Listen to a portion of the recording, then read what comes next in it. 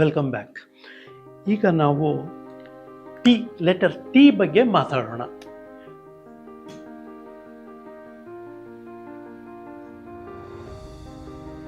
ಇದು capital T, but ನಾವು ಮಾತಾಡೋದು ಈ ಟಿ, ಸ್ಮಾಲ್ ಟಿ. ಓಕೆ, ಈ ಸ್ಮಾಲ್ ಟಿ ಬರೆದವರ ಬಗ್ಗೆ ಏನೆಲ್ಲ ರಿವೀಲ್ ಮಾಡುತ್ತೆ?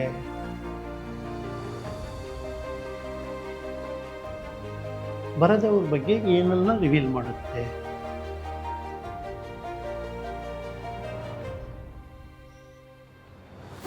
ಓಕೆ, ಸಿ ಟಿ ಬರೆದಾಗ ಟಿ ಬಾರ್ 3/4 ಮೇಲಿದ್ರೆ ಇವರ ಗೋಲ್ ಲೆವೆಲ್ ಈಸ್ ಅಬವ್ ಆವರೇಜ್ ಅಂತ ತೋರಿಸುತ್ತೆ.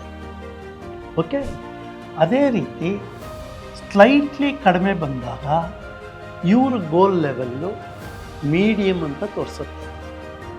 ಅದೇ ರೀತಿ ಟಿ ಮಧ್ಯ ಬಂದಾಗ ಆವ್ರೇಜ್ಗಿಂತ ಸ್ವಲ್ಪ ಕಡಿಮೆ ತೋರಿಸುತ್ತೆ. ಇದು ಆ ಅರ್ಧಕ್ಕಿಂತ ಕಡಿಮೆ ಬಂದ ಕಡೆ ಟಿ ಬಾರ್ ಏನು ತೋರಿಸುತ್ತೆ ಅಂದರೆ ಲೋ ಸೆಲ್ಫ್ ಎಸ್ಟೀಮ್, ಅಂದರೆ ಇವರು ಕೆಪ್ಯಾಸಿಟಿ ಇದ್ದರೂ ರಿಸ್ಕ್ ತಗೊಳ್ಳೋಕ್ಕೆ ರೆಡಿ ಇಲ್ಲ ಅಂತ ನಮಗೆ ತೋರಿಸುತ್ತೆ. ಓಕೆ, ಇದರಲ್ಲೇನು ಅಂದರೆ ಟಿ ಬಾರು ಟಚ್ಚೇ ಆಗ್ತಾ ಇಲ್ಲ ಸ್ಟೆಮ್ಗೆ. ಇವರೇನು ಅಂದರೆ they are called day dreamers.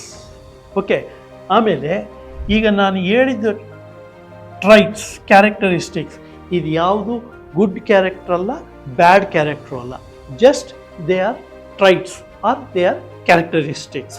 ಅದರಿಂದ ನೀವು ಆಮೇಲೆ ಇನ್ನೊಂದು, ಈ ಕಲಿಯೋಕ್ಕೆ ಮೊದಲು ನಾನೊಂದು ಇದರಲ್ಲಿ ಹೇಳಿದ್ದೀನಿ, ಇದರಲ್ಲಿ ನಿಮ್ಮದು ಜಡ್ಜ್ಮೆಂಟ್ ಇಲ್ಲ, only you are analysing a hand writing.